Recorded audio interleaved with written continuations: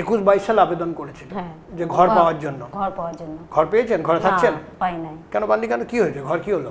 কি করে ঘর লাই তাই দেখবো না, আমি বলেছিলাম যে তুই যদি পারিস তাহলে আটকিন রেখে দিস। তখন তিনি বলছিল এবার ফাঁসিন দেবো বলছিল অন্য কোনো কেসে, ওই জন্য ভয়ার লড়ি নাই। এরকম সংখ্যালঘু মানুষ, গরিব মানুষ, তাদের নামে বাড়ি এসেছিল, সেই বাড়ি ডাইভার্ট করে 1, 2, 3 নম্বর অব্দি ডাইভার্সন করে অন্য লোককে পাইয়ে দেওয়া হয়েছে এবং তার বিনিময়ে এক একটা বাড়ি যে 3,68,000 টাকা করে যে তার অ্যালোকেশন, সেখান থেকে টাকা লুট হয়েছে।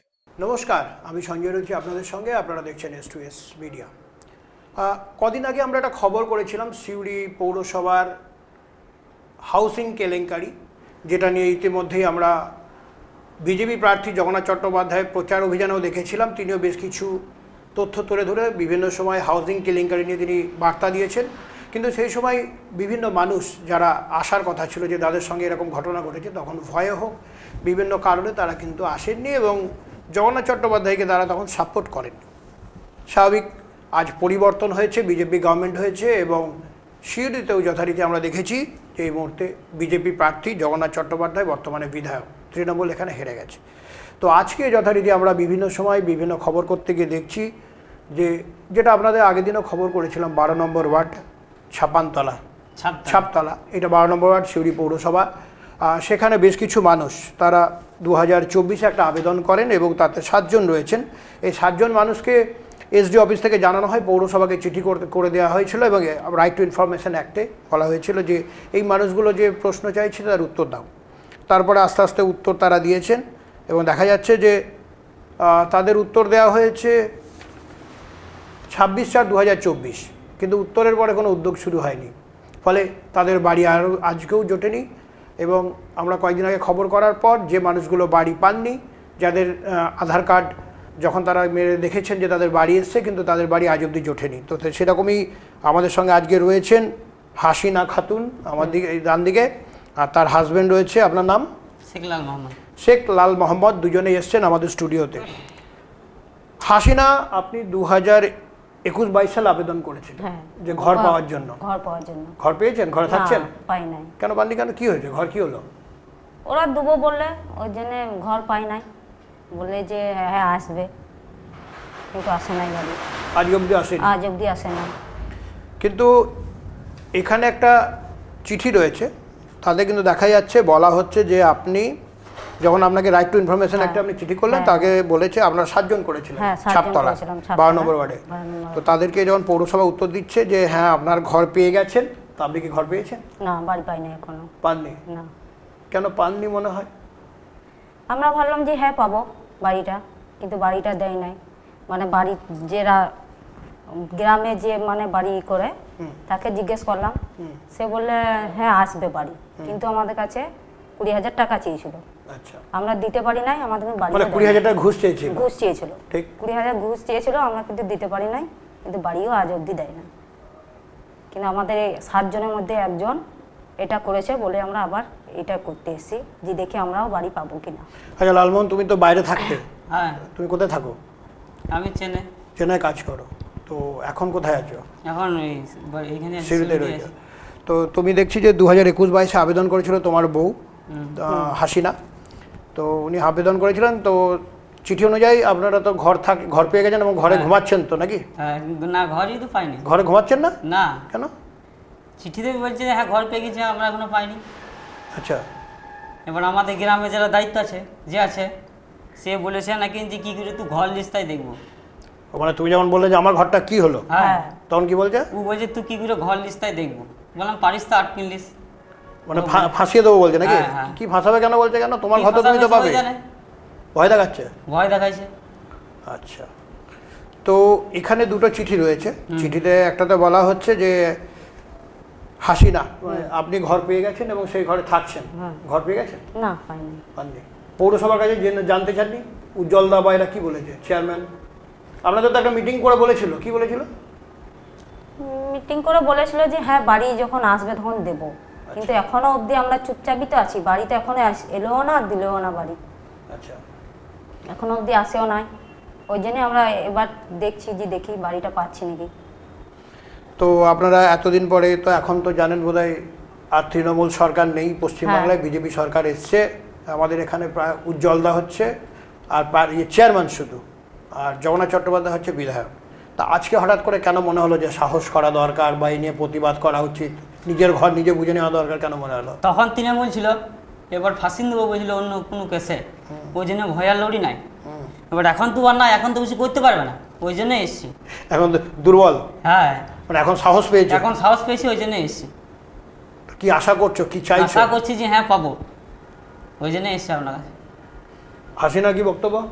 হ্যাঁ আশা করে আছি যে পাবো, ওই জন্যই এসছি। আচ্ছা, আমার সঙ্গে ছিল দুজনই, লালমোহন এবং হচ্ছে হাসিনা।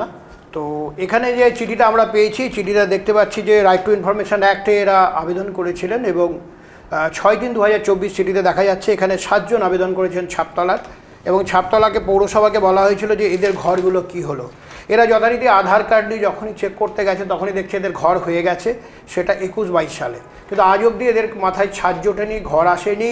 এবং তারা যখন ওই এলাকার যারা তৃণমূলের বিশেষ করে একজন মানুষ রয়েছেন যিনি ওই এলাকার দালাল বলা চলে, তাকে যখন বলতে যে আমার ঘরটা কি হলো, তারা উল্টে বলেছে যে তোরা বেশি বাড়াবাড়ি করিস না, চিঠি চাবাড়ি করিস না, তোদের ফাঁসিয়ে দেওয়া হবে। শেখ আজাদ এরকম কিছু একটা ভদ্রলোকের নাম। তো এই ধরনের আজাদরা আজও মানুষদেরকে ভয় দেখাচ্ছেন এবং তাদেরকে ফাঁসি দেওয়ার ভয় দেখা যাচ্ছে। কিন্তু আজকে ওরা সাহস এই কারণেই করেছেন, ওই এলাকার কিছুদিন আগে আমরা একটি খবর করেছিলাম, নূরজাহান বিবি, তার বাড়ি এবং তার হাজব্যান্ড একইভাবে আজকে 10 বছর ধরে ঘর পায়নি, বারবার আধার কার্ড চেক করতে গিয়ে দেখেছে তাদের ঘর এসে গেছে। ফলে বারবার যে প্রাতিষ্ঠানিক যে দুর্নীতি, অর্থাৎ হাউস ফর অল যে এর আন্ডারে যে বারবার যে বিভিন্ন জায়গায় অভিযোগগুলো আসছে, সিউড়ি পৌরসভাতেও যে ব্যাপক দুর্নীতি হয়েছে তার প্রমাণ হচ্ছে যথারীতি এই হাসিনা এবং লালচাঁদরা। কারণ এদেরকে বলা হচ্ছে কাগজ অনুযায়ী এরা ঘর পেয়ে গেছে, দীর্ঘদিন ধরে ঘরে বাস করছে, কিন্তু বাস্তবে এরা ঘর পায়নি। কবে হবে এই ঘর, এই প্রশ্ন তো আমাদের থাকলো।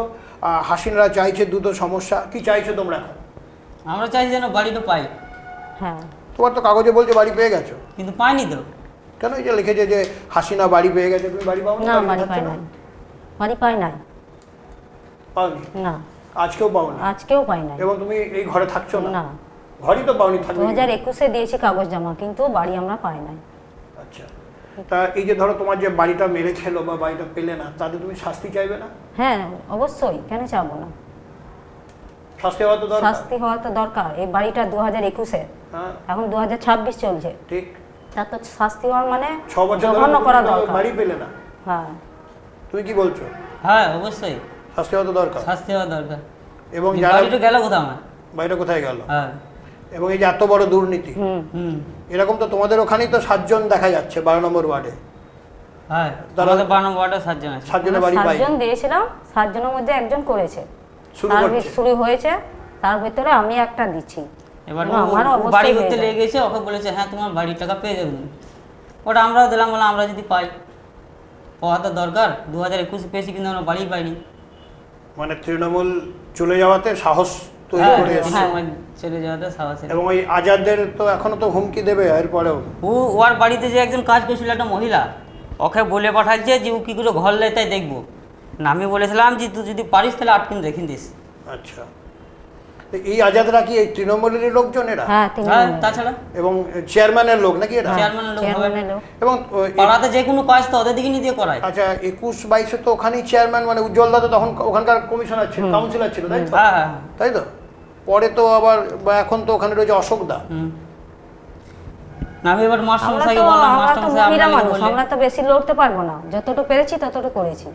হ্যাঁ সেটা তো বাড়ির জন্য। অনেকটাই করেছো, তো হ্যাঁ। রাইট টু ইনফরমেশন চিঠি করেছো, জানতে চেয়েছো আমার ঘরটা কি হ্যাঁ, হলো। ঘরটা কিসের জন্য কিসে আটকে নিল না কি হইলো, আমরা তো জানতে চাইছি, ওর জন্য এটা করা। মাস্টারমশাই আপনার লিগে বলেছে, ওর সাথে আমি কথা বলে দিয়েছি, তুমি গ্যারান্টি ঘর পাবে। না না, বিষয়টা তা নয়। দেখুন এখানে দুটো চিঠি রয়েছে। চিঠিতে বলা হচ্ছে একটা, আপনারা জানতে চেয়েছেন আমার ঘর কি হলো, তো এসডিও বলেছে পৌরসভার কাছে জানতে, পৌরসভা বলছে যে হ্যাঁ ঘর পেয়ে গেছো, কিন্তু হ্যাঁ। তোমরা এখনো পাওনি। পাইনি না তোমরা এই ঘরটা চাইছো, ঘরটা আমরা চাই। আমার ঘরটার কি হলো? হ্যাঁ তো যাই হোক, আমার সঙ্গে ছিলেন শেখ হাসিনা খাতুন এবং অন্যদিকে ছিলেন লালমোহন। দুজনেই 2021-22-এ অর্থবর্ষ, সেই অনুযায়ী ওরা ঘরের জন্য আবেদন করেছিল সিউড়ি পৌরসভায়। একই নিয়ম অনুযায়ী আধার কার্ডে চেক করতে গিয়ে দেখে যে হাসিনারা ঘর পেয়ে গেছে এবং সেই ঘরে বাস করছে, কিন্তু বর্তমানে হাসিনাদের ঘর এখনও আসেনি। এবং এলাকায় যে দালাল রয়েছে সে তাকে যখন বলে যে আমার ঘরটা কী হলো, সে বলে যে 25,000 টাকা এক্সট্রা দিয়ে, তবে দেখছে কী হবে, এখনও সেটা হয়নি, ওরা দিতে পারেনি ঘুষ। ফলে এই ধরনের মানুষদের যেমন একদিকে সাজা হওয়া উচিত, পাশাপাশি হাসিনাদের ঘরটা কী হলো সেটাও জানা দরকার। সিউড়ি পৌরসভার চেয়ারম্যানের কাছে আমাদের দাবি থাকলো যে হাসিনার মতো যাদের ঘর আপনারা কাগজে কলমে দিয়ে দিয়েছেন, কিন্তু বাস্তবে এখনও পর্যন্ত তাদের কাগজই শুরু হলো না, সেইগুলোকে একবার ভেবে দেখবেন যে এই ঘরগুলো কে খেয়েছে আর কতদিন চলবে, এই প্রশ্ন কিন্তু উঠছে। সবাইকে আরেকবার ধন্যবাদ জানাচ্ছি। নমস্কার।